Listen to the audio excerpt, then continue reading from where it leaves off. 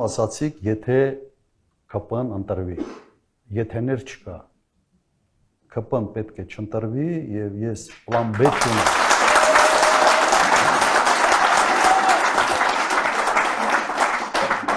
Իսկապես այդ պլան B ես չունեմ ու չեմ ուզում դրա մասին մտածել։ Եթե մենք ճիշտ աշխատենք, ԿՊ-ն վերընտրվելու շանս չունենալու։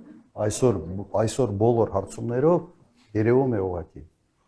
չունի այն սատելիտը, որը իրենից ինչ-որ բան է ներկայացնում, ինքը մենակով չի կարող հավաքել 50% ձայն, շատ ավելի քիչ է, կրկնակի, ավելի քան կրկնակի քիչ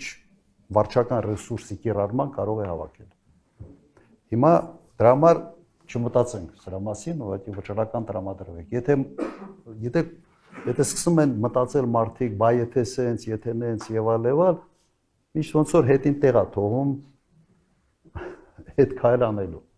Շիրեմ, կյանքում իմ մոտեցում միշտ սա էր։ Մտել ես պայքարի մեջ, նույնիսկ մի նայր հետևից մարդ կա, թե մարդ չկա, դու առաջ գնա։ Հենց դու առաջ ես գնում, հետևից գալու։